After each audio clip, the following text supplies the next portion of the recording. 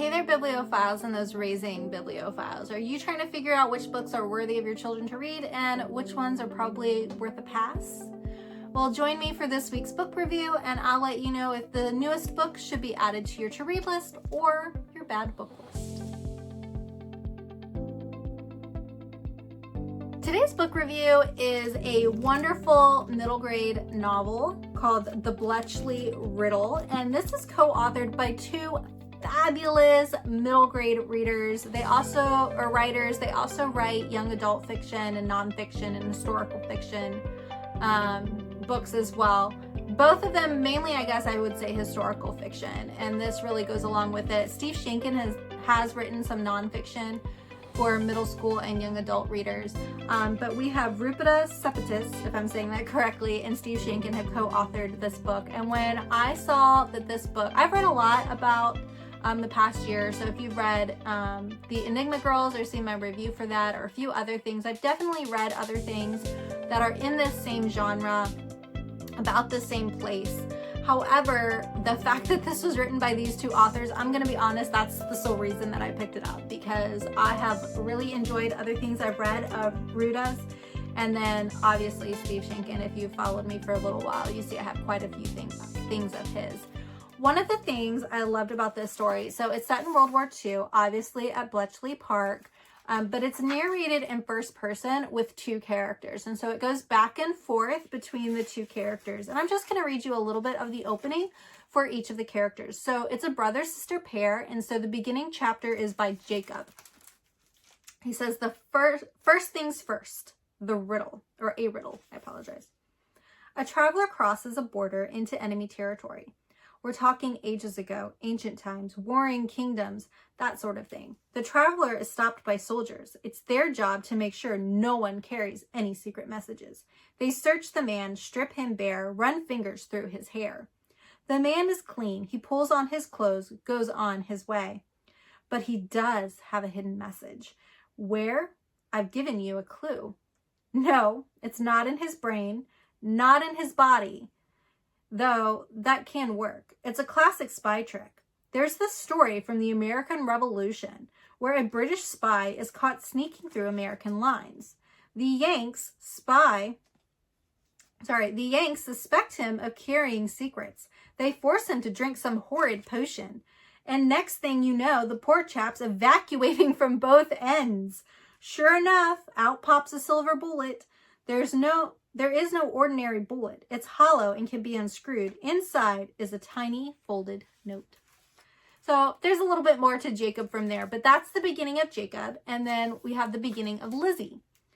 Allow me to explain something. I'm lying. And surprisingly, I'm quite good at it. I've never imagined that at the age of 14, I'd excel at deception. But these days, many things surpass even my robust imagination. England on the brink of German invasion, for one thing. The sweaty man in front of me, for another. Apologies, Mr. Fleetwood. I didn't realize I'd walked so far today. That was one of the lies, of course. The walk was a death dash, a ploy to ensure he'd be positively exhausted when we boarded the ship and entered our cabin. Fleetwood, my chaperone for the voyage, heaves his bloated and blistered trotters into a pan of water, remarkably small feet for such a wide frame. He mops a line of sweat from his brow, his face so flushed with pink it resembles glazed holiday ham. Oh, goodness, Gran made no mention of your foot ailments, I tell him. I've no ailments, and you will report no such thing to your grandmother. I simply wasn't prepared for a march around the whole of Liverpool. He loosens his tie, settling it with a drink. And so that's the beginning of both of them sort of in the story. Lizzie definitely is not staying with Mr. Fleetwood. She took him on a big walk to make him very tired and resting his feet while she escapes and she runs back to try and find her father or her brother Jacob. Their mother in this story is missing, and she has been missing since August of 1939. The chapters primarily alternate back and forth between Jacob and Lizzie. There are a couple instances where Jacob might be back to back or Lizzie might be back to back, but most of the time they're back and forth. They did a fabulous job too, especially towards the beginning. You see a lot of just a slight turn between the characters. So they'll be at the same event or same thing, and then where she's picking up or where he's picking up is just where the other one has sort of left off. And it's just a beautiful technique that they both sort of implemented and crafted into the story. And that was one of the elements of the story that I absolutely loved, is the way that they managed to do that. So the whole premise of the story is that their mother is missing, and Lizzie is determined to figure out what happened to her. Jacob is like, you know, mom's dead. We have to face the facts. So Lizzie's insistent that they need to figure out what is going on with mom. And meanwhile, Gran is in Cleveland, Ohio, and she has been the one to want to make sure that Lizzie gets safely there, because children and people are being evacuated before Germany actually invades England, and she's very much concerned. Jacob has been working at Bletchley Park, and he has signed, of course, the Secrets Act, and so he can't tell her anything, and she is just beyond incensed and trying to make sure that she finds out from him what's going on. He ends up bringing her with him to Bletchley Park, and she gets sort of roped into everything, and she's kind of fine with that, but she's also really angry at her brother Jacob for all the secrets he's been keeping from her. She is able to make friends in this new town where she is with Colin and Marion. Colin is the son of the owner of the tavern in which they are staying, and Marion is a friend that she makes inside of Bletchley Park, where she is, Lizzie is a messenger for. And you find out that Marion has a sister who's in Florida, and she very much wants to go to America to find her sister and be with her again. There is too much in this novel and to discuss in detail, but one of the best aspects of this novel is the characters, historical and the fictional ones. So we have this whole dynamic between this brother and sister, which I think is great, as they're both sort of wrestling and gripping with what's going on, trying to handle and learn and understand each other, and then also whatever is going on with their mom and trying to figure out what's happened there.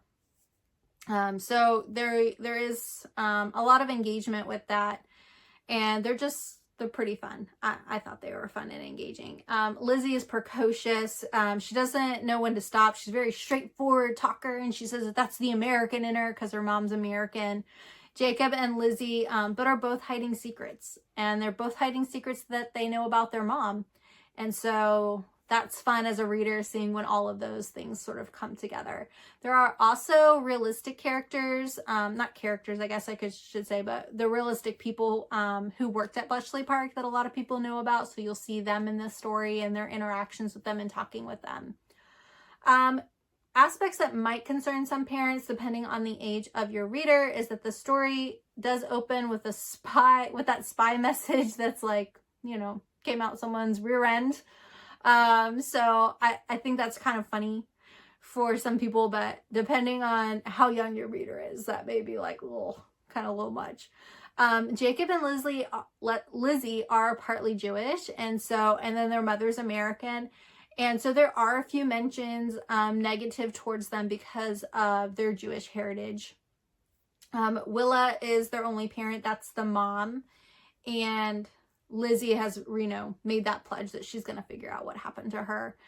There is a budding crush between Lizzie and Colin throughout the novel. So just to make you aware of that, there is a mention on page 101 of him being attractive. We do see Lizzie, when she's evading going to Cleveland again, that she's hiding out in the tavern after Mr. Fleetwood tried to get her again.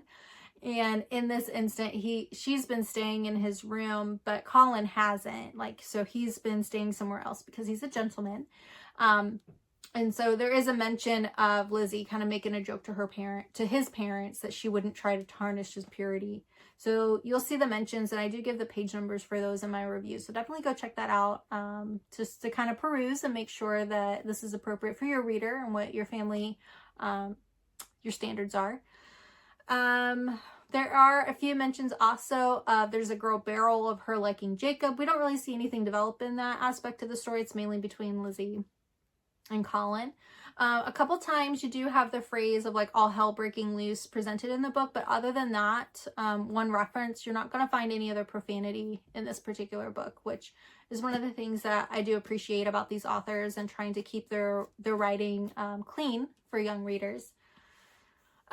We do see, so in the story, we do learn that their father had passed away from a heart attack. And so Jacob does share a little bit about that. And so I just want to present that. If you have readers who have had a parent who've had a heart attack or anything like a medical or have lost a parent, Jacob's kind of wrestling. And so he has some thoughts that he's sharing about that. You can see my references in the review for that. So you can kind of review that as a parent, but that would just be a sensitive caution for some, if that's really fresh or just something to be aware of. I know students handle grief and things differently, so I don't want to be remiss and not kind of share that he's wrestling and kind of dealing with that, and that's a response from that event is why he's so closed off to believing that his mother could actually be alive. And they actually refer to her as, well, mainly Lizzie does, as Willa, because it's to create that distinction. Eventually, the characters do find out what really happened to their mom, and I don't want to necessarily spoil it, but it doesn't end with the end of the war. Things are still going on, but now Jacob and Lizzie are a team, and they can be able to face the future together and the next things that are going to happen for them.